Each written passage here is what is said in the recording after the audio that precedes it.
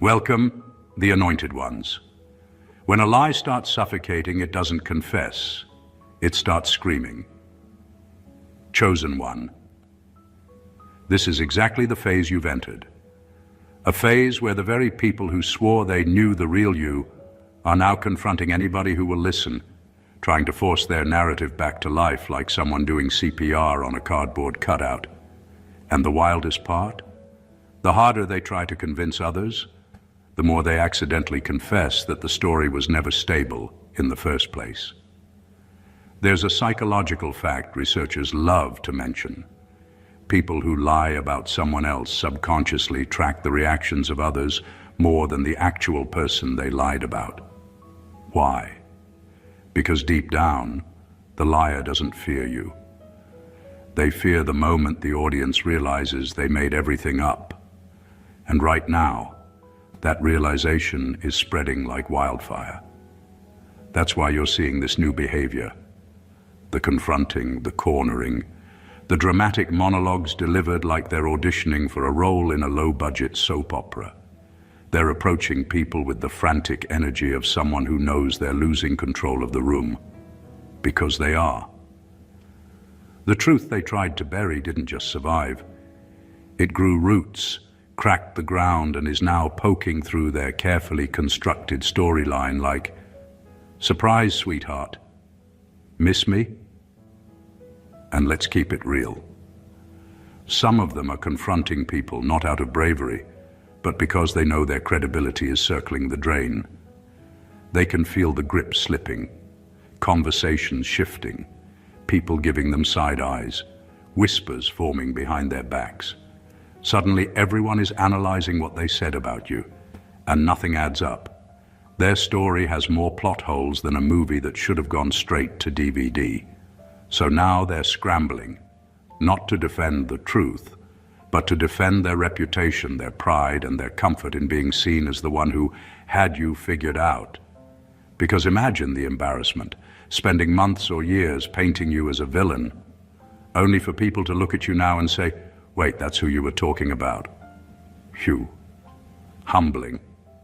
This introduction isn't about exposing their lies. You already outgrew that chapter.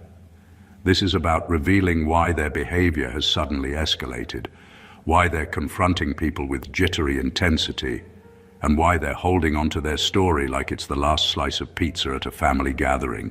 Hint, it's not about you anymore. It's about the collapse they're trying so hard to prevent. Let's dive into why the truth about you is surfacing, why they're losing their sanity over it, and why the universe is finally letting the masks fall off, one desperate confrontation at a time. Number one, they're not defending their story, they're defending their identity. When someone lies about a chosen one, the lie doesn't stay a simple story. It becomes the foundation they stand on. They didn't just talk about you, they used your name to construct a version of themselves that made them look wiser, stronger, more perceptive, or more important than they actually were. The lie became a costume they wore in public, and it held their insecure identity together like cheap glue.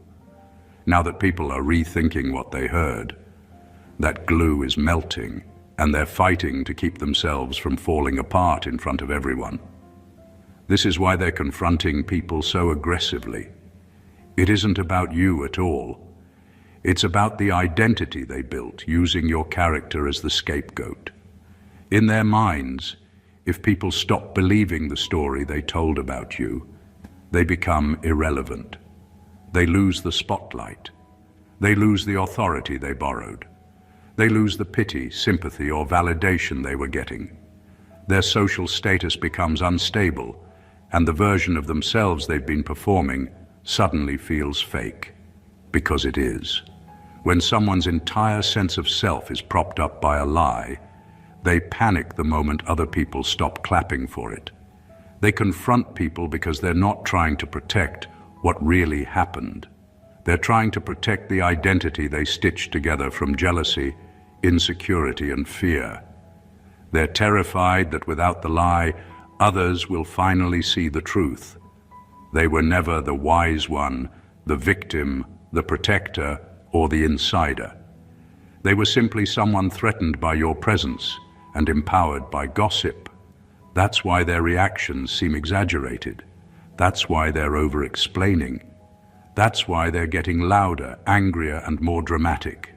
They're fighting for the survival of a persona, not a fact. And the people they're confronting can feel it.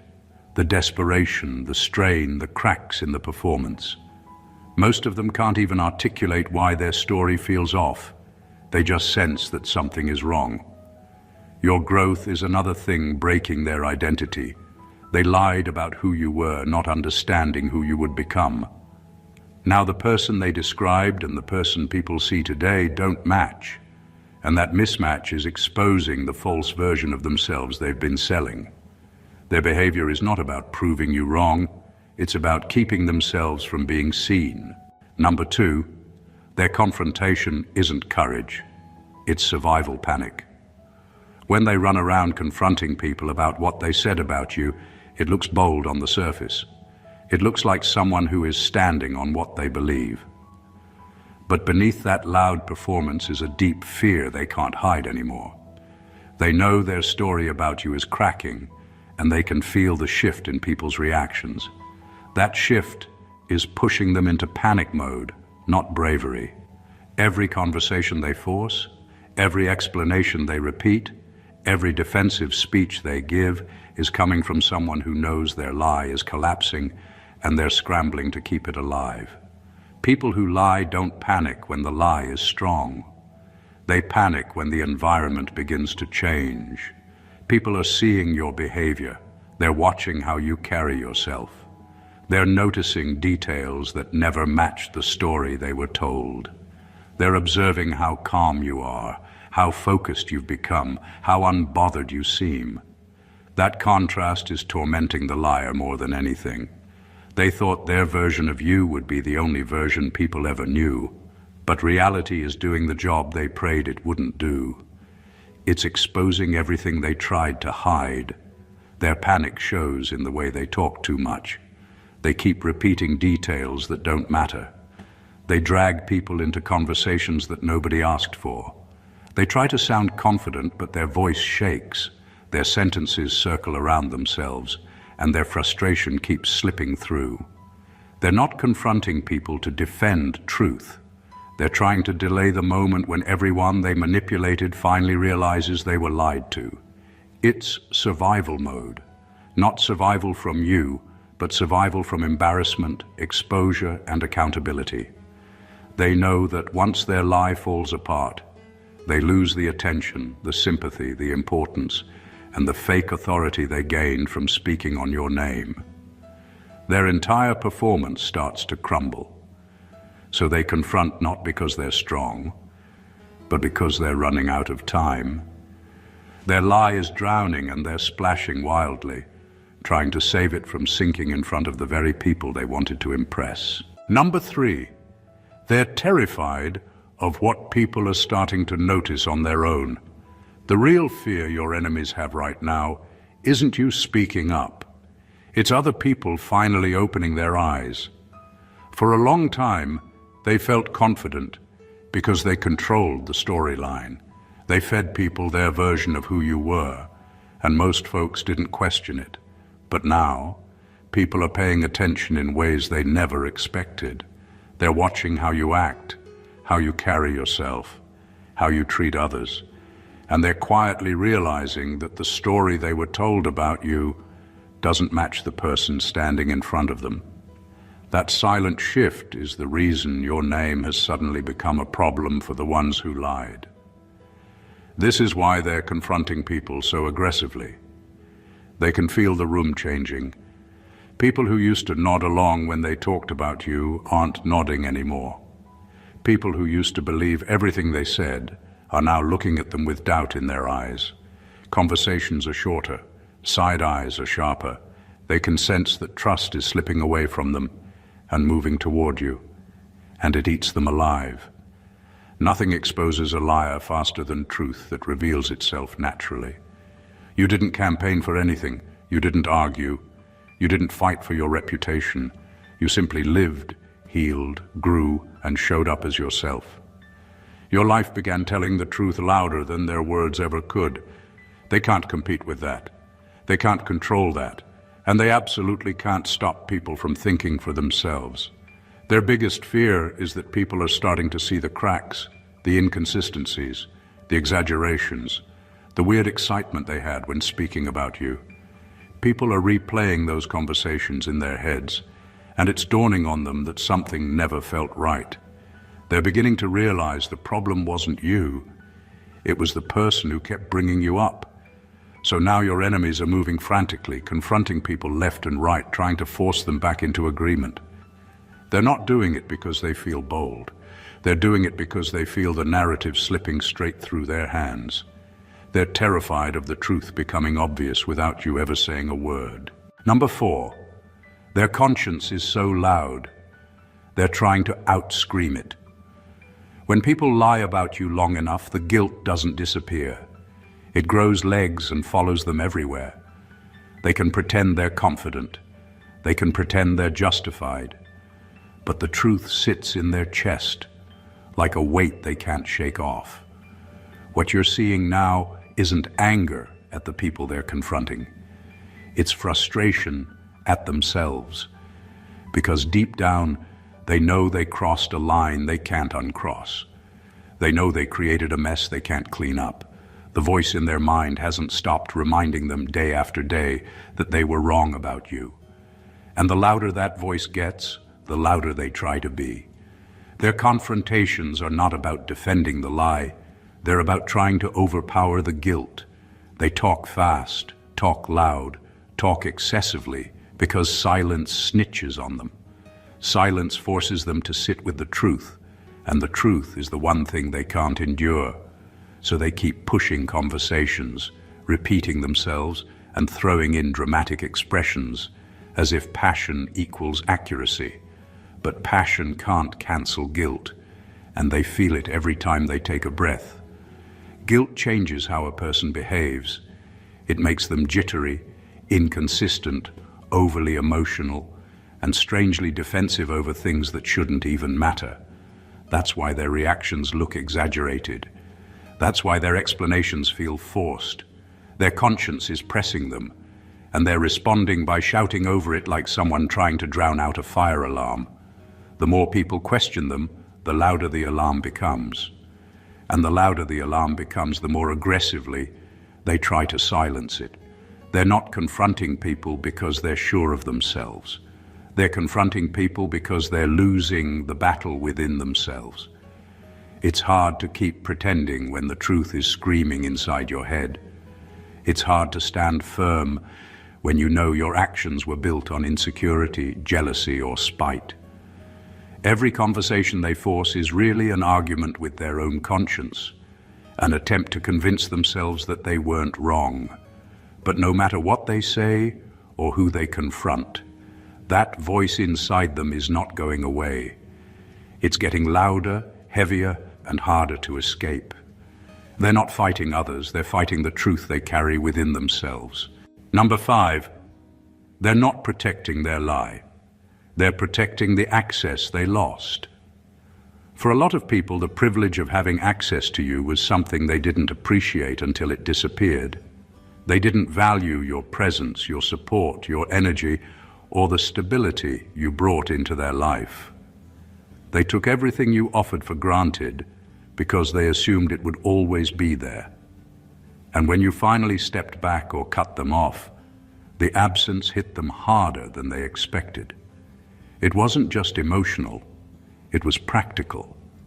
They lost the benefits, the influence, the comfort, the attention, and the security they quietly relied on. Losing you felt like losing a power source they never admitted they were plugged into. Instead of taking responsibility and admitting they mishandled the relationship, they chose the easy route. Blame. They couldn't say, "I had a good thing and I ruined it."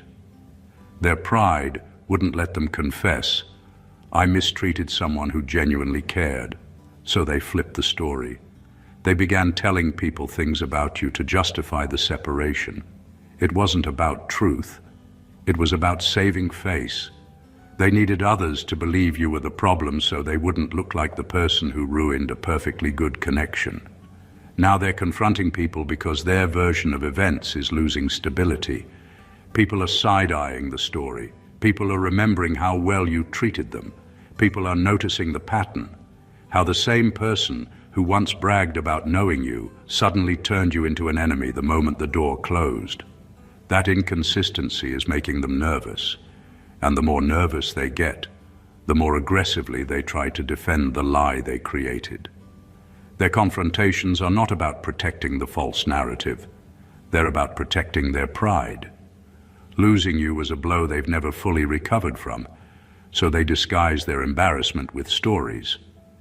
They confront people because it hurts their ego to admit they were cut off for a reason. It hurts them to acknowledge that you walked away from their chaos with your dignity intact. The lie isn't what they're fighting for. They're fighting to hide the truth that you were the valuable one all along, and they were the one who misused the access. Number 6, they're fighting a ghost version of you they created. The person they keep describing, defending, and arguing about isn't even you. It's a distorted version of you they built out of jealousy, insecurity, and their own unresolved issues. They created a ghost version of you because the real you was too inconvenient for their narrative. The real you was kind, focused, quiet, resilient, and minding your business. That didn't give them anything to work with. That didn't justify their behavior. That didn't make them look good. So they invented a shadow version, a puppet they could point at and say, "See? That's why I acted like that." Now the funny part is that they're fighting harder than ever, but all their energy is directed at defending something that never existed. They're explaining, clarifying, and arguing over a character they made up in their own mind. When they confront people, they're not defending you or the truth. They're defending the storyline they created to make themselves feel superior, important, or justified. Every time they speak on your name, the puppet gets bigger, but so does the gap between the puppet and reality. That gap is starting to embarrass them. As people observe you more closely, they see a mismatch between who you truly are and the ghost version being described. The qualities they said you had don't align with your behavior. The attitude they claimed you carried doesn't match your energy. The intentions they accused you of don't fit the way you show up in life. And that disconnect is exposing them more than anything else. They look like someone arguing passionately about a movie no one has ever seen. That's why their confrontations come across as desperate and over the top. They're trying to keep the ghost alive because if the puppet falls apart, they lose the excuse they've been hiding behind. They lose the role they fashioned for themselves, the martyr, the victim, the wise judge, the person who knew you best. Without the puppet, their entire emotional performance collapses. The truth is simple. They never knew you, they only knew their insecurities. And instead of healing themselves, they projected those insecurities onto a fake version of you.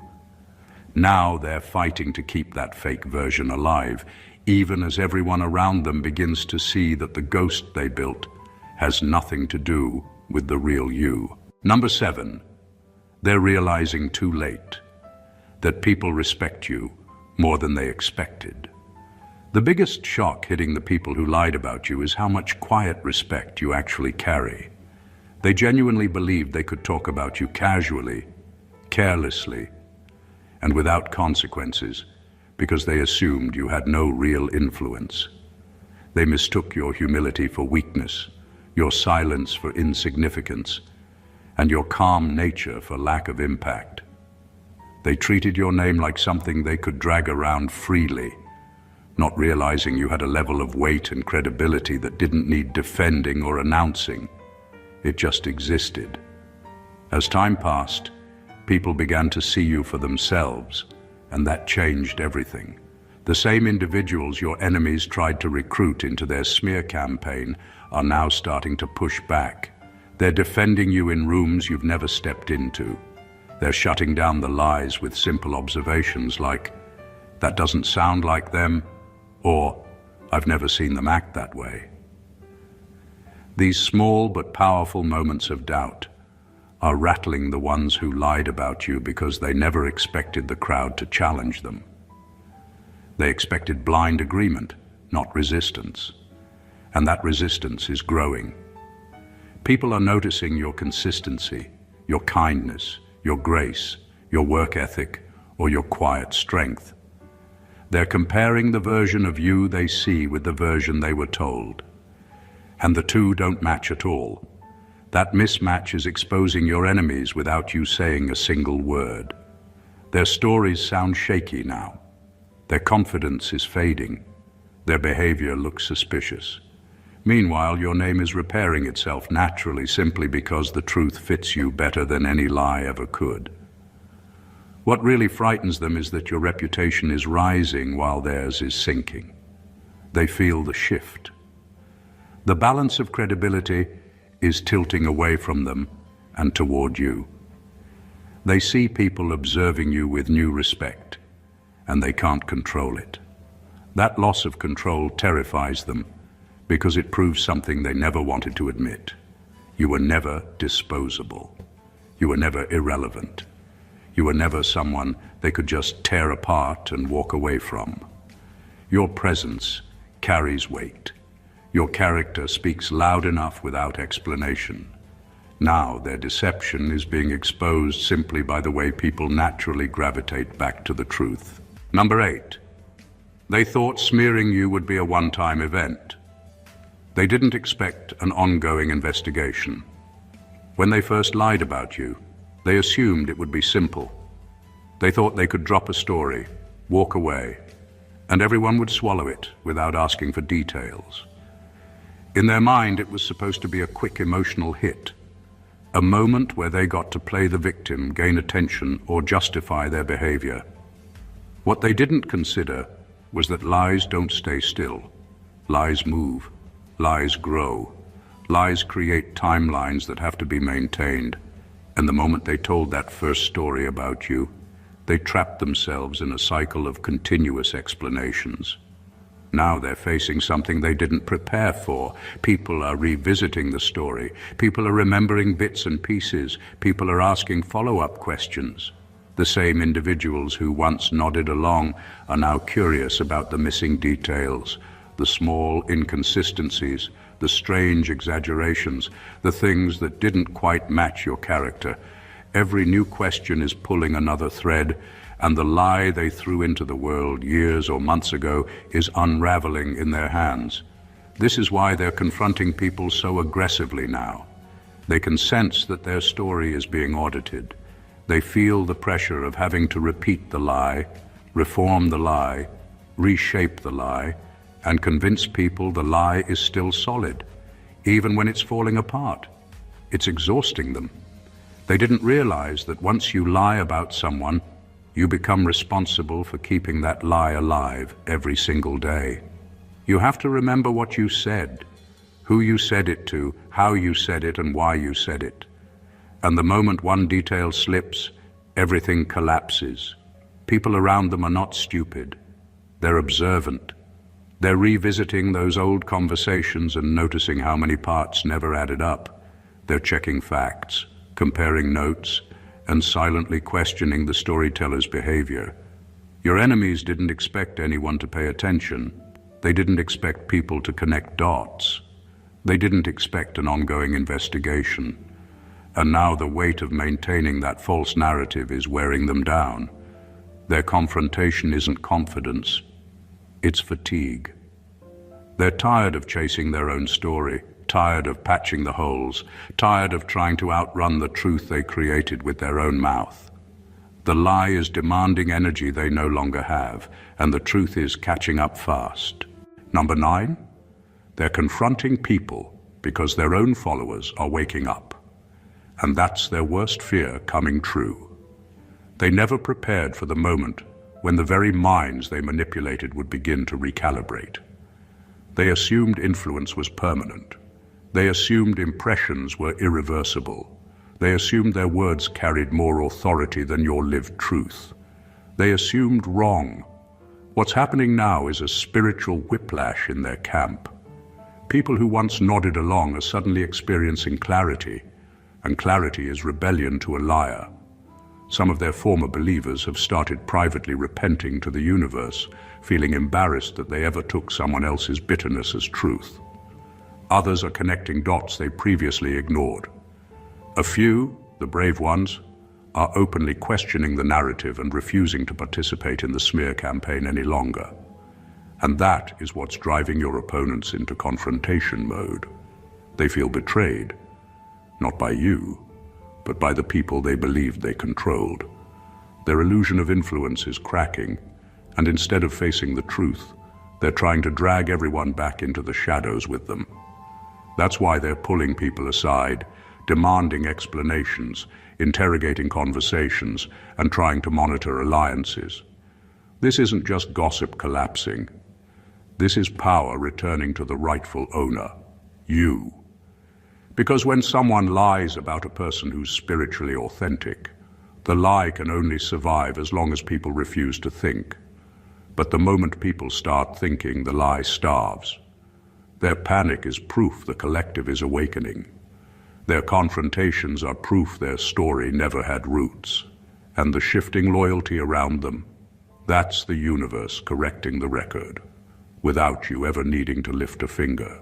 Number 10, they're trying to prove you're dangerous, because they need a justification for why they feel threatened by you. They were never trying to warn others about you. They were trying to rationalize their own insecurity. Everything they said about you was a mirror they refused to look into. They didn't call you intimidating because you posed a threat. They called you intimidating because your presence exposed the parts of themselves they've spent years hiding from. They labeled you problematic, not because you created problems, but because your authenticity disrupted their ecosystem of denial. Your existence forced them to confront their own inconsistency, so they rebranded their discomfort as your danger. Now, they've run into an unexpected problem.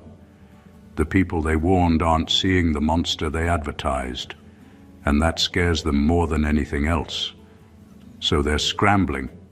They're trying to manufacture the danger they claimed you represented, through confrontations, accusations, exaggerated stories, and emotional theatrics. They're desperate to create evidence after the fact because the lie they planted is no longer sprouting in other people's minds. What you're witnessing isn't hostility. It's a cover-up of their own emotional exposure.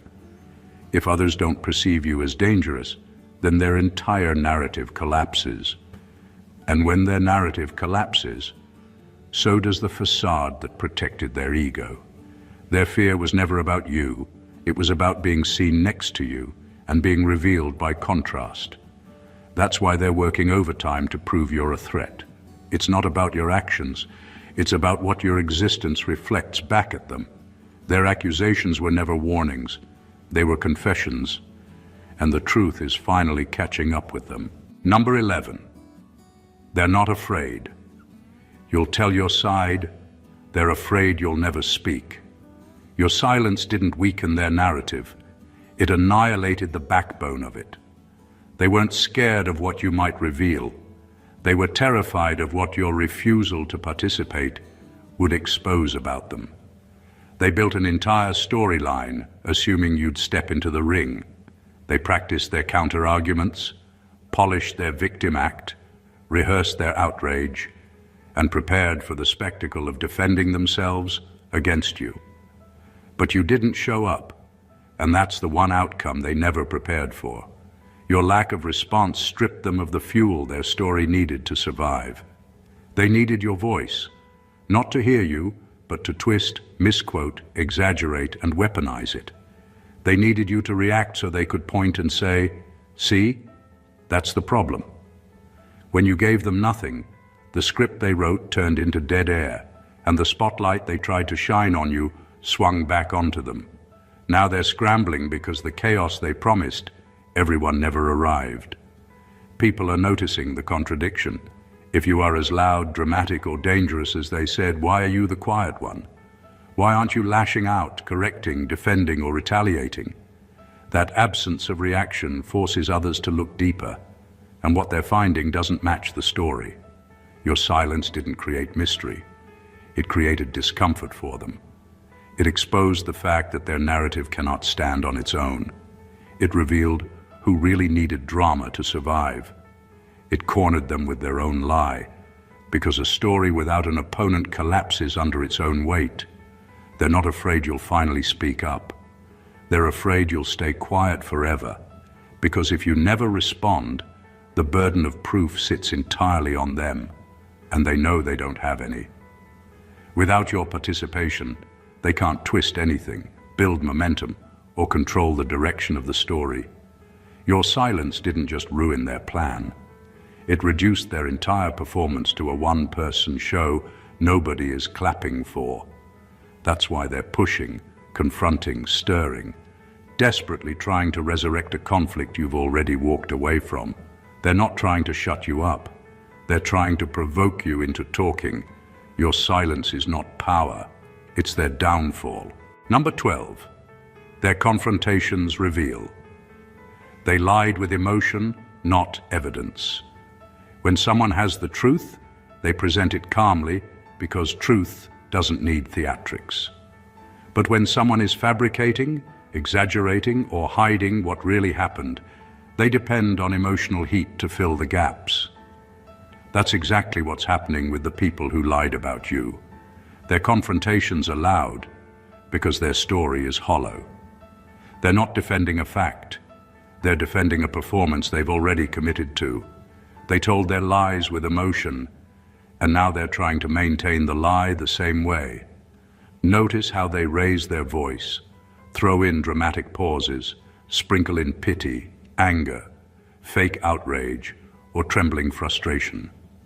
It's not about clarity. It's about manipulation. Emotional chaos is their tool because if they slow down, if they get calm, if they speak plainly, everyone will see the cracks. Their narrative only makes sense when it's rushed, heated, or dripping with intensity. The irony is that the louder they get, the more suspicious people become.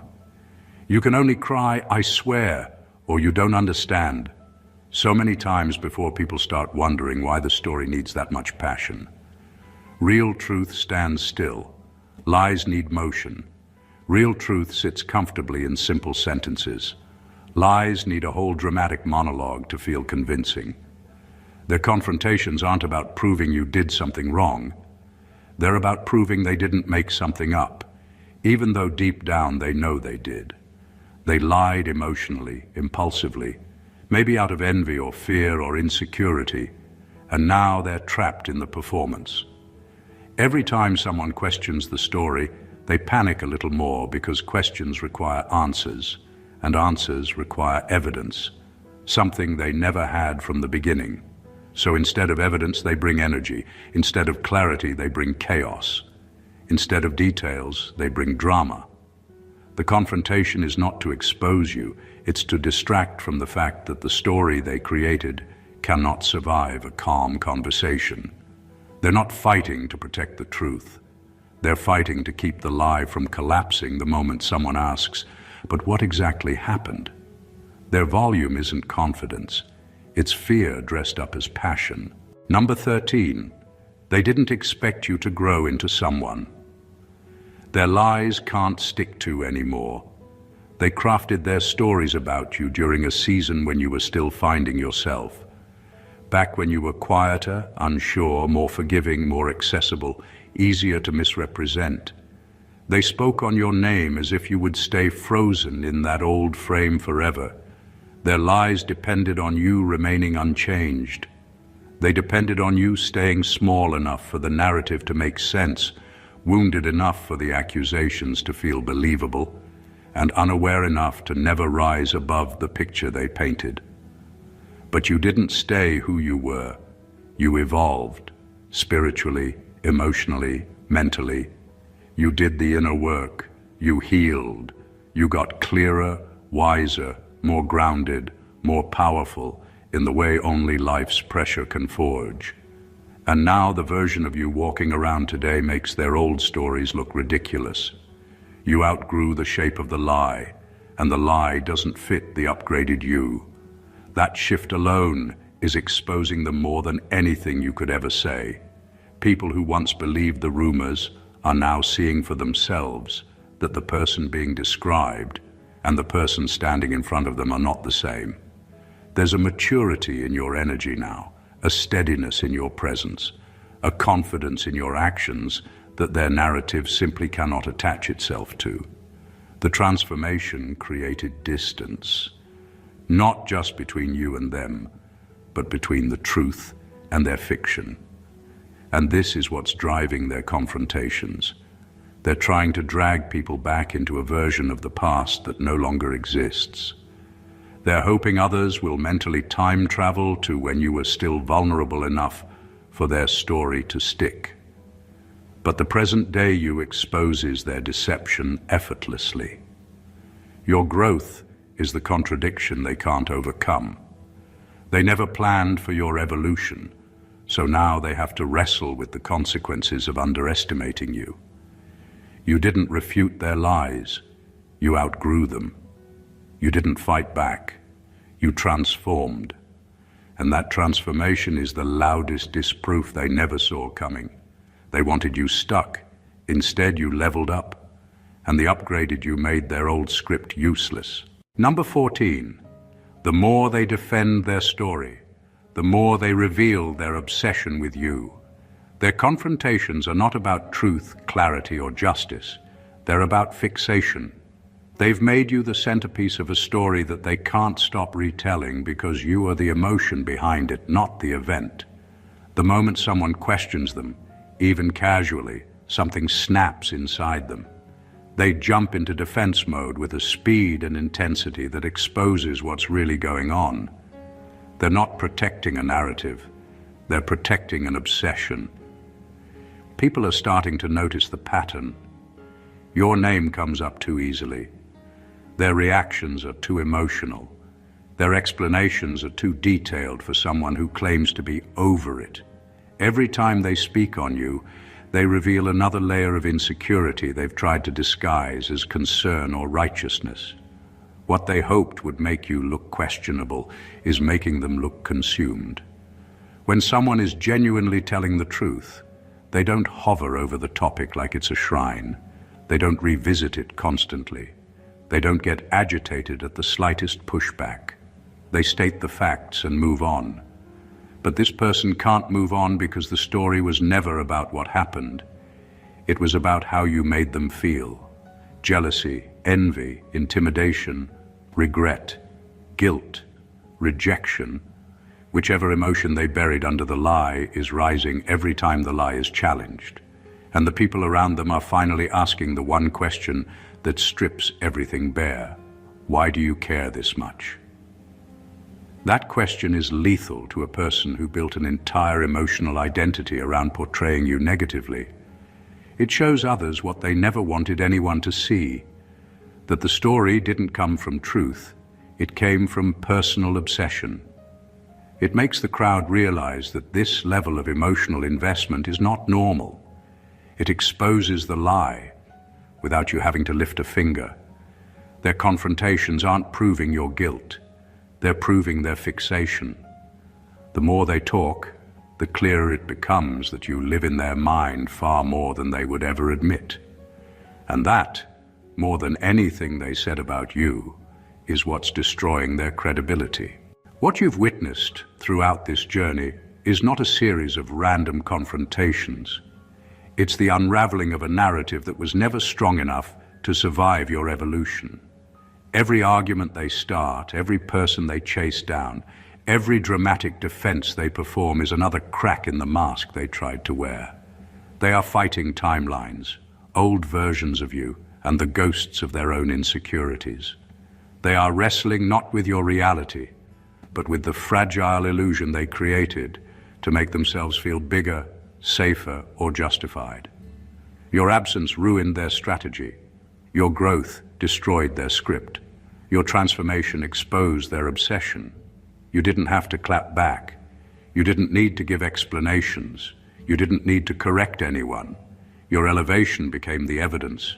Your stability became the contradiction. Your silence became the mirror they can't look into without remembering what they did and who they pretended to be. And now their confrontations are becoming confessions. Their volume is becoming the proof. Their desperation is becoming the reveal. People are waking up. They're seeing the mismatch between who you are now and who you were rumored to be. They're noticing how hard others fight to maintain a lie that no longer has anywhere to stick. They're questioning motives, patterns, and emotional intensity. They're starting to piece together the truth without your involvement. And that's what terrifies the ones who tried to bury your name. This entire situation has shown one powerful, unshakable truth.